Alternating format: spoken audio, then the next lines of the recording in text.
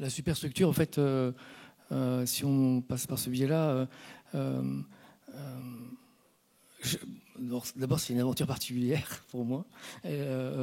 C'est un long chemin d'abord avant avec Sonia, depuis plusieurs années de compagnonnage, notamment à Marseille. Et le texte s'appelait Gratte-ciel, et puis elle bifurque, elle l'appelle superstructure pendant un temps. Et superstructure, c'est pas une allusion, mais c'est un propos lié à Le Corbusier.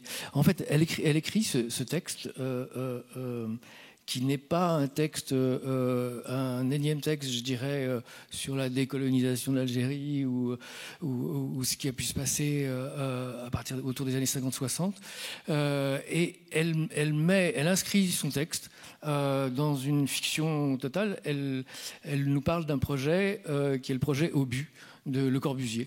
Le Corbusier, si vous le saviez ou pas, avait un grand projet à Alger qui était de construire une énorme cité radieuse qui s'appelait donc le projet Obus, un titre, on en pense à ce qu'on voudra, mais quand même un peu fatal.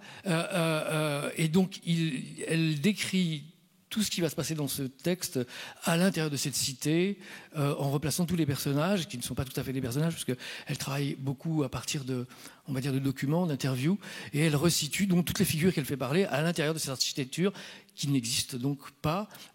Et je me suis donc aussi posé qu'est-ce que c'était que cette superstructure, qu'est-ce que c'est finalement cet objet dont elle parle pendant la pièce, qui est le projet fantasmé de Le Corbusier de restructurer, comme nous avions cette maladie en Europe, de vouloir restructurer des continents qui ne nous appartenaient pas, et que Le Corbusier faisait partie de cette vague-là et inscrivait donc ce gros projet. Et qu'est-ce que ce projet de superstructure du projet Obus vient s'inscrire dans la pièce? Et j'ai pas encore la réponse. Sonia n'était pas tout à fait en mesure de la donner, aussi pour des questions très intimes, aussi pour des questions d'origine aussi.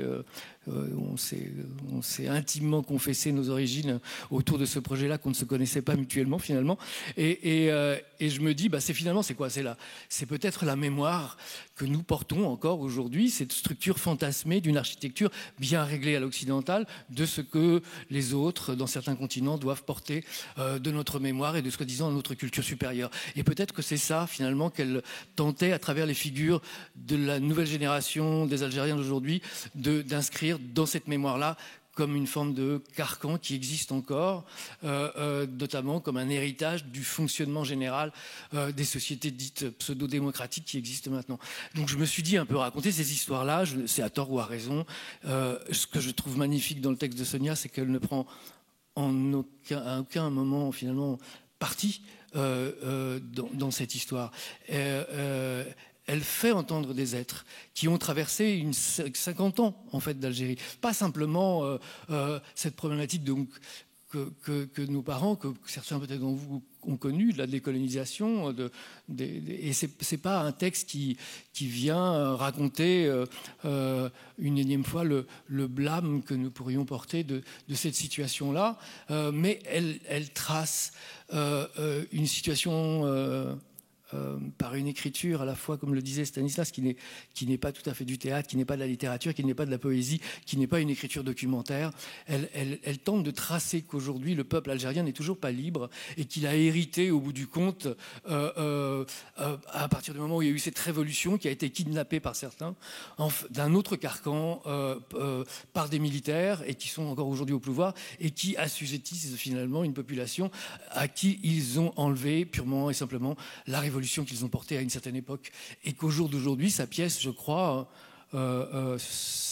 qui n'est pas une pièce, comme je disais, mais ce texte exprime à travers ces 50 années cet enfermement et cette quête de liberté et d'identité sur lequel il court depuis des décennies et des décennies et des décennies. Ce qu'on leur a volé à une époque, d'autres gens qui sont des Algériens aujourd'hui leur volent à leur tour, une identité de liberté. Et je crois que cette pièce tente de raconter ça. Sonia, je crois que dans son écriture, c'est ça qu'elle raconte la plupart du temps. Alors, il y a les nouvelles pièces qu'elle a écrites maintenant, mais les premiers textes que moi j'ai pu travailler avec elle, c'était Ch'to, Képi Blanc, à chaque fois une quête de l'identité. C'est-à-dire toujours des figures. Cho, c'est une jeune Tchétchène qui part de Tchétchénie, qui traverse toute la Russie pour venir à Marseille habiter, qui est en quête de son identité, qui est en quête de la liberté possible de marcher dans une rue librement sans qu'on l'agresse, sans tout ce qu'elle avait vécu en Tchétchénie et en Russie. Et d'un seul coup, elle arrive à Marseille et d'un seul coup, là, elle se sent libre.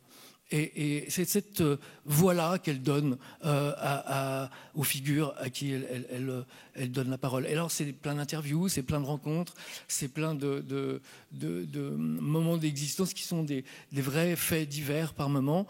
Et dans cette pièce donc, qui s'appelle Structure, alors, ça fait, je dirais, 10 ans avec Sonia qu'on tourne autour de cet objet elle a mis beaucoup d'années, je crois, avant de sortir cette écriture, comme je le disais tout à l'heure, pour des raisons personnelles aussi de remémorisation de sa famille. C'est les mémoires fantômes, comme dit une autre autrice que j'aime beaucoup, Kani Sadek, qui nous habitent tous, qui font qu'à un moment donné, on a des corps coupés par moment et qui réapparaissent. Et cette chose-là réapparaît dans son écriture. Ses grands-parents réapparaissent. Et puis, par chemin faisant, c'était aussi mes grands-parents. Mon grand-père était juif algérien.